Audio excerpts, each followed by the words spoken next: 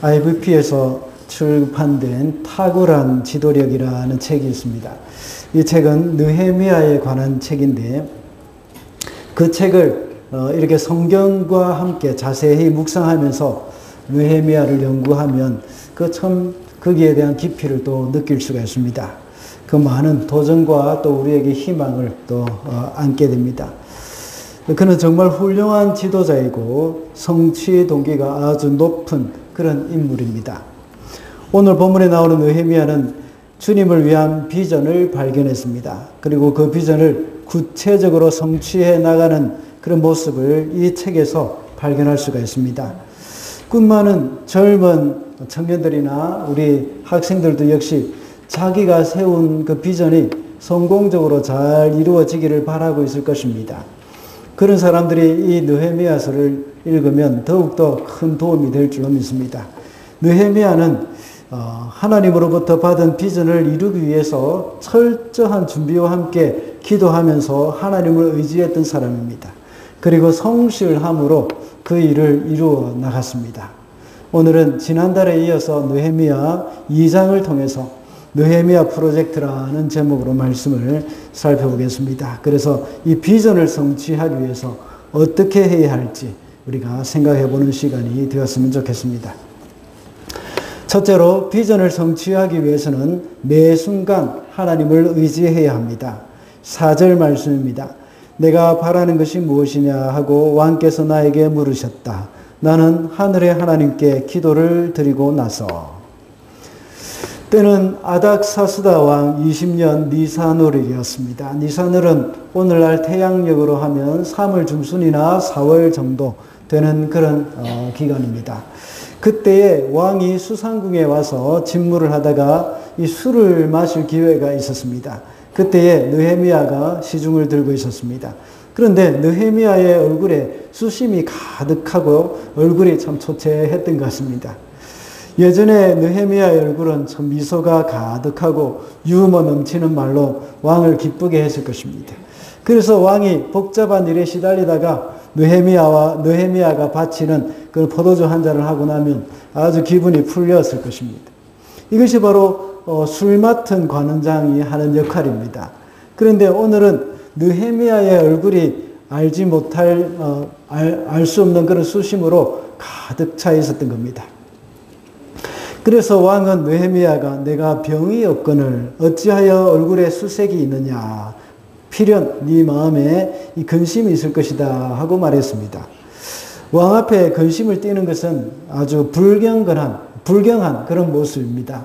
만일 왕이 기분 나쁘면 질기까지 박탈당할 수 있는 그런 부분입니다. 이때 느헤미야는 내심 두려웠지만 참 지혜롭게 말했습니다.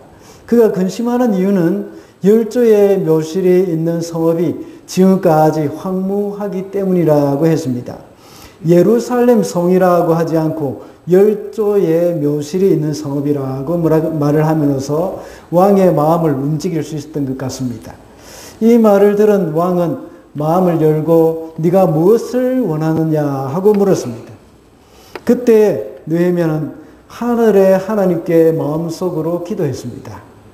그것은 자신이 말할 것에 이 반응에 따라 일이 순적하게 성사될 수도 있고 완전히 실패할 수도 있기 때문입니다.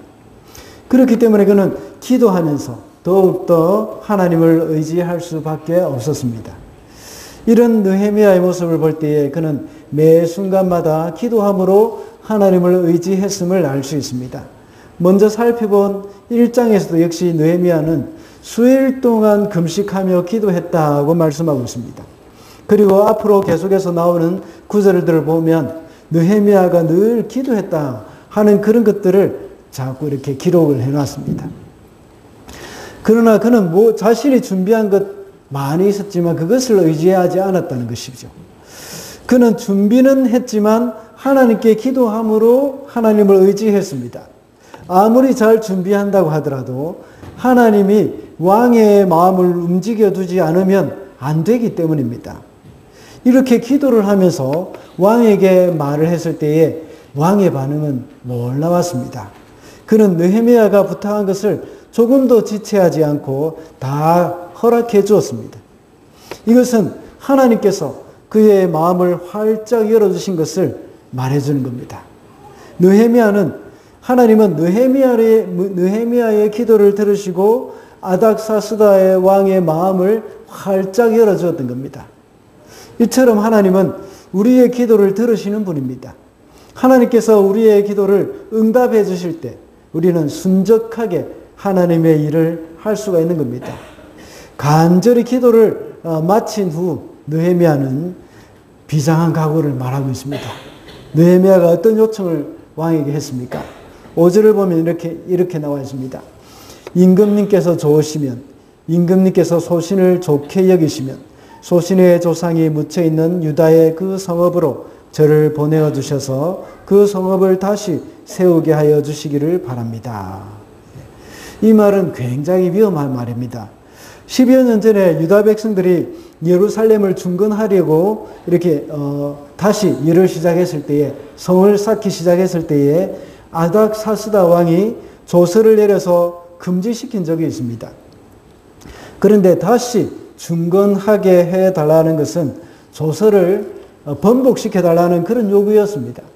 또 성벽 재건을 중단시킨 이유가 반역죄를 지을까 두려워해서였는데, 다시 중건하게 해달라는 것은 반역을 꾀하는 것으로 오해받을 수도 있는 그런 일들입니다.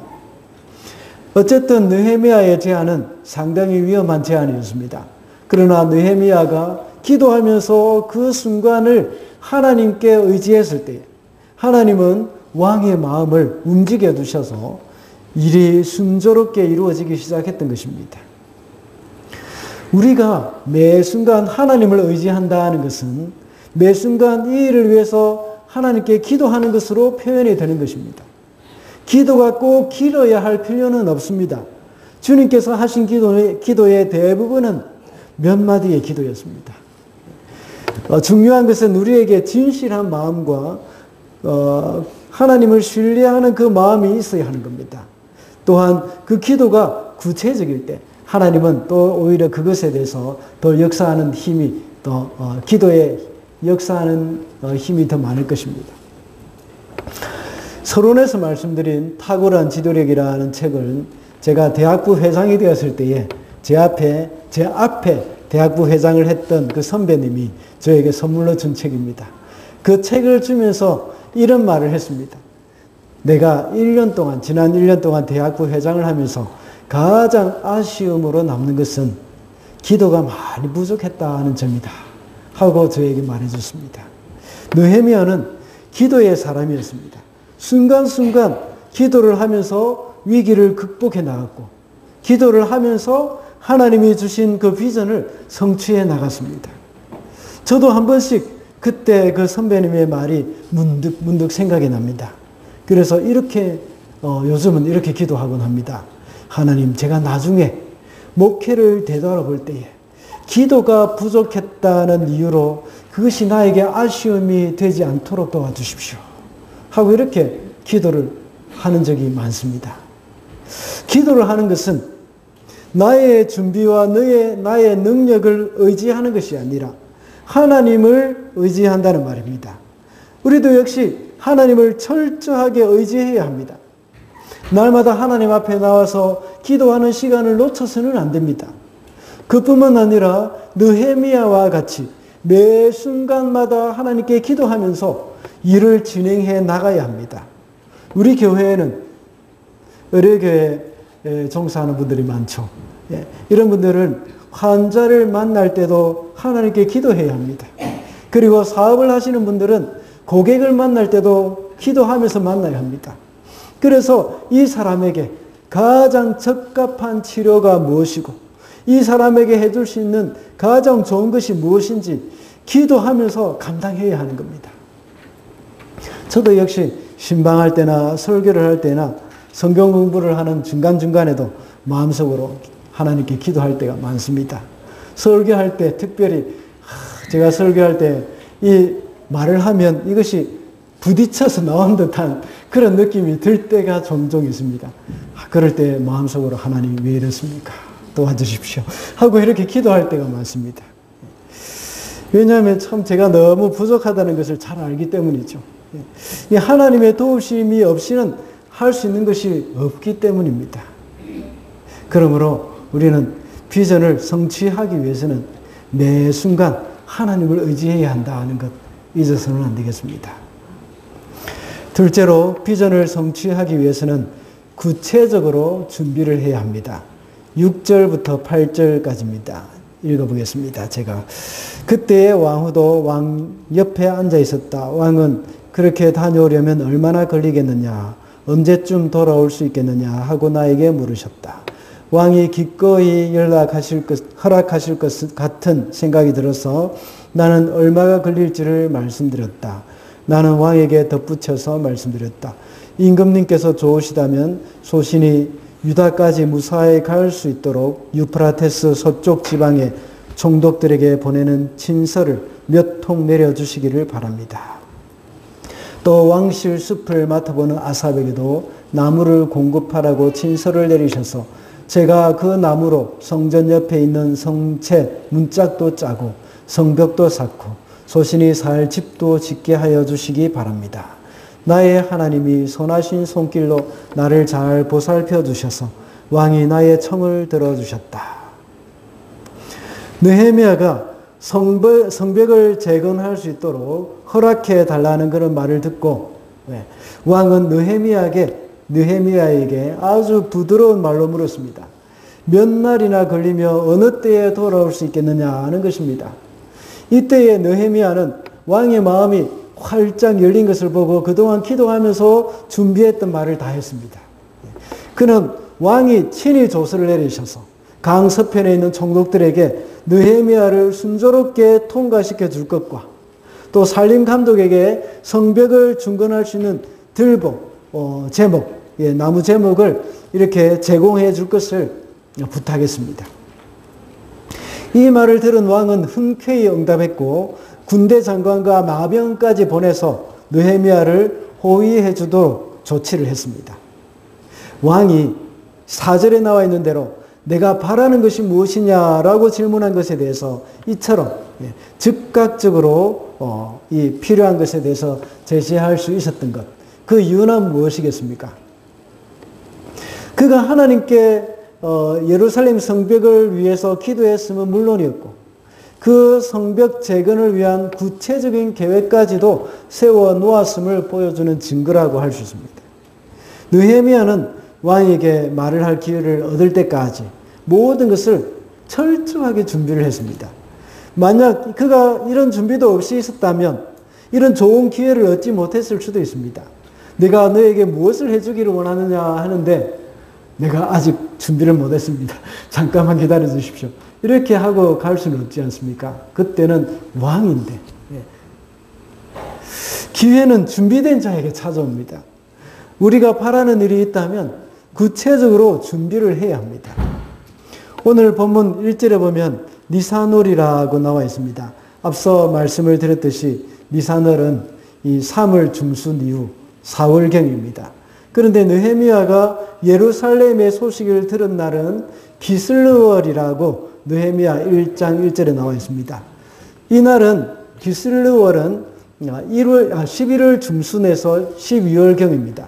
그렇다면 느헤미야는 이 일을 위해서 몇 개월을 준비한 것입니까? 4개월을 준비한 것입니다. 얼마나 오랫동안 철저하게 준비했느냐 하는 것을 우리가 여기서 알 수가 있습니다. 어떤 블로그를 보니까 이런 말이 있었습니다. 사람은 저마다 책을 짓는 저자입니다. 라고 했습니다. 누구나 일생 동안 3권의 책을 쓴다고 합니다. 첫 번째 책은 과거라는 이름의 책입니다. 이 책은 이미 집필이 완료돼서 책장에 꽂혀 있습니다. 두 번째 책은 현재라는 책입니다. 이 책은 지금 나의 몸짓과 언어 하나하나가 그대로 기록이 됩니다. 마지막 3번째 책은 미래라는 이름의 책입니다. 이들 셋 중에 가장 중요한 것은 바로 2번째 책입니다. 첫 번째 책이나 3번째 책은 부록에 불과합니다. 어제는 이미 지나갔고 돌이킬 수 없는 것입니다. 내 것이 아닙니다. 내일은 다시 아직 다가오지 않았습니다. 우리의 영역이 내일은 아닙니다. 오직 오늘만이 우리가 가장 중요한 시간입니다. 오늘만이 내 것입니다. 오늘은 다시 오지 않습니다. 오늘은 이 내일을 결정 지을 수 있는 시간이고 지금은 영원을 결정 지을 수도 있는 그런 시간입니다. 단 1분 만에 할 수 있는 일이 얼마나 많은지 모릅니다. 집을 나서기 전에 아내와 자녀들을 한번 안아주거나 또 기도 한번 해주는 것, 또 사랑하는 사람을 위해서 또 잠깐이라도 생각날 때마다 묵상하며 기도해주는 것, 이 충분한 시간입니다. 1분이면. 지칠 때 참 하늘을 바라보면서 하나님께 기도하면서 하나님 도와주십시오 하고 기도할 수 있는 시간입니다. 또 SNS나 또 문자 메시지, 카톡으로 사랑과 감사의 마음을 전하기도 참 충분한 시간입니다. 이 내 인생의 목적을 잠시 돌이켜보거나 지금 내 삶의 방향성을 확인하는 데에 충분한 시간, 1분, 2분이면 충분합니다. 그 1분의 가치는 너무나도 우리에게는 소중합니다. 보통 사람들은 짜투리 시간, 이런 시간에 뭐 합니까? 유튜브를 보거나 게임을 하면서 무의미하게 보내는 경우가 많습니다. 이것을 가리켜 시간 죽이기라고 말을 하죠. 성공한 사람들은 대부분은 단 1분조차도 시간의 가치를 소중하게 여겨서 짜투리 시간을 잘 활용했던 사람들입니다. 반면에 인생에 실패한 사람들은 시간 활용에 실패한 사람들입니다. 자기들이 죽인 시간에 자신들이 죽임을 당하는 겁니다. 이해를 하겠습니까? 여러분들이 시간 죽이기를 하는 그 시간 때문에 여러분이 죽임을 당한다는 겁니다. 꿈과 비전, 여러 가지 가능성과 비전으로 이제 가득한 인생까지 우리가 죽여버리는 그 시간에 우리가 죽게 되는 겁니다. 1분이라는 그 작은 시간들이 모여서 인생이라는 그 큰 시간과 의미를 가지고 가치를 결정하게 되는 겁니다. 그래서 성경에는 지금이 구원의 때요, 은혜의 때, 승리의 때라고 말씀합니다. 지금이 비록 짧지만 무엇을 하느냐에 따라서 얼마든지 소중한 것입니다. 지금의 1분의 승리 혹은 회복을 가져오는 이것은 이 중요한 요소가 되는 겁니다. 오늘 또는 지금이라고 하는 그 짧은 그 시간이 모여가지고 우리의 하나님의 섭리를 이루어가는 그런 역사의 현장들이 될 수가 있다는 것입니다. 주님은 작은 일에 충성한 일꾼에게 큰 것을 맡기신다고 했습니다. 이 시간을 소중히 여기면서 사는 사람들이 바로 미래를 준비하는 사람입니다. 우리에게 아직 다가오지 않은 미래, 그것을 준비하는 사람은 지금 현재에 충실한 사람들입니다.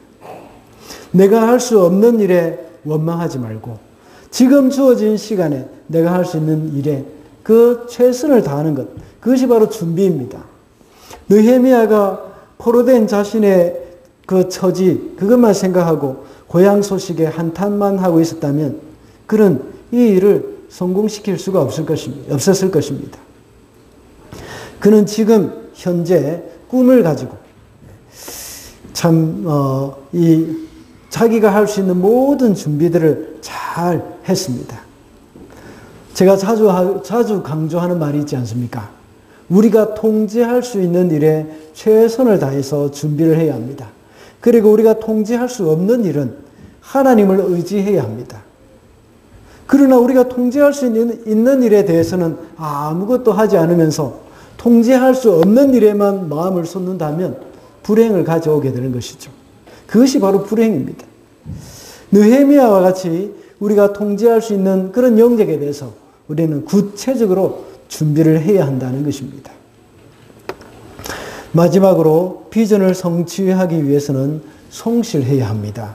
15절입니다. 그래서 그날 밤에 나는 계곡을 따라 올라가면서 성벽을 둘러보고 다시 골짜기 문을 지나 되돌아왔다. 또 한 가지 중요한 것은 느헤미야의 열심히 일하는 자세입니다. 그는 현재 왕의 술관원이기 때문에 얼마든지 자신의 자리를 지키고 하나님과 같은 그 사람들을 보내가지고 예루살렘 성벽을 중건하도록 뒤에서 지원할 수도 있었습니다. 그 아주 좋은 수상궁, 왕의 궁궐에 앉아서 그 일을 하면서 왕과 이렇게 이야기를 나누며 있으면 얼마나 그에게 편안한 그런 노후가 되겠습니까? 그러나 느헤미야는 자신이 솔선수범했습니다. 그는 하나님이 역사하신 하나님의 역사에 자신을 헌신하는 그런 사람이었습니다. 이렇게 헌신하는 사람을 하나님께서 기뻐하시고 귀하게 쓰시는 겁니다. 11절과 12절을 보면 느헤미야가 드디어 예루살렘에 도착했습니다. 그리고 3일 동안 머물렀다가 그날 밤에 아무도 몰래 성벽의 상황을 자세히 살펴보았습니다. 성벽은 예상했던 것보다 더 철저하게 파괴되어 있었습니다. 얼마나 심하게 허물어졌는지 나귀도 지나갈 수 없을 정도였습니다. 성벽의 실상을 다 파악한 후에 느헤미야는 어떻게 했습니까? 너무 심하게 파괴되었기 때문에 절망하고 돌아갔습니까? 그렇지 않습니다. 17절에 보면 예루살렘 성이 회파되어 있는 것을 보고 하나님의 백성의 수치라고 생각했습니다. 그리고는 더 이상 성벽을 방치해 두지 말고 힘을 내서 중건하자 하고 말했습니다. 그리고 하나님의 선한 손이 어떻게 자신과 함께 했는가 이것을 간증하고 또 왕이 내린 조서도 말해 주었습니다. 그러자 백성들은 확신을 가지고 일어나 건축하자 하면서 힘을 내서 일을 시작했습니다. 이때 호른 사람 산발랏이라는 산발랏과 암몬 사람 도비아가 방해를 했지만 전혀 거기에 개의치 않았습니다. 3장 말씀에서는 느헤미야 3장 말씀에서는 이스라엘 백성들이 여러 파트로 일을 분담해서 마음을 합해가지고 일을 하는 그런 모습들이 다 나옵니다. 얼마나 성실하고 부지런한 모습입니까? 하나님은 이런 사람을 도우셔서 하나님의 뜻을 이루십니다. 미국에 있는 자유의 여신상, 이것은 1886년도에 제작이 되었습니다. 프랑스에서 만들어서 이제 선물을 한 것이라고 했죠. 길이만 92m가 되는 초대형 건물입니다. 밑에서 보면 끝이 보이지 않을 정도로 거대한 이 여신상을 사람들은 대형 건축물 정도로만 생각을 했었습니다. 하지만 어떤 사진 작가가 자유의 여신상을 자세히 촬영하기 위해서 헬리콥터를 타고 올라가서 하늘에서 사진을 찍다가 이 놀라운 사실을 발견했습니다. 자유의 여신상의 머리와 팔과 횃불이 믿기지 않을 정도로 이 섬세하게 조각이 되었다는 겁니다. 머리는 아주 곱게 비껴져 있었다고 합니다. 횃불은 작은 그 불길 그 부분까지도 표현이 되어 있었고 또 팔도 실제와 거의 흡사한 모습으로 조각이 되어 있었다는 겁니다. 자유의 여신상의 머리는 건축물 꼭대기에 올라가도 보이지 않는 부분이고 또 어떤 다른 건물에 올라가서도 역시 볼 수 없는 부분입니다. 이런 부분까지도 역시 머릿결까지도 섬세하게 표현하는 그 조각가의 성실함. 이 사진 작가는 놀랬다고 합니다.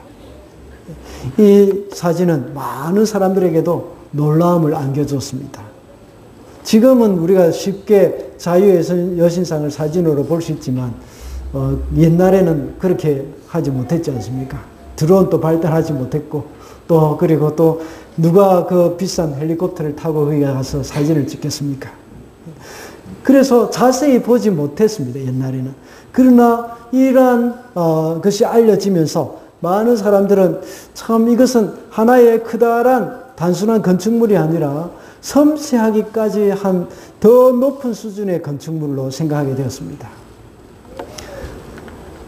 쓸데없는 일을 하는 어리석은 행동처럼 보일지도 모르겠습니다. 그렇지만 이러한 성실한 행동이야말로 진정한 주님이 원하시는 것입니다. 자신의 일에 최선을 다하는 이런 성실한 사람이 되어야 합니다. 이 조각가, 자유의 여신상을 만든 조각가. 이 사람은 사람들이 생각하기에 그 큰 건물을 누가 자세히 본다 말이오. 대충 하시오 하고 생각했을 수도 있습니다. 그러나 하나님 앞에서 성실하게 우리 성도들이 행할 때에 주님이 이 일을 감당하는 우리의 모습을 보고 하나님께서는 우리를 축복해 주실 것입니다.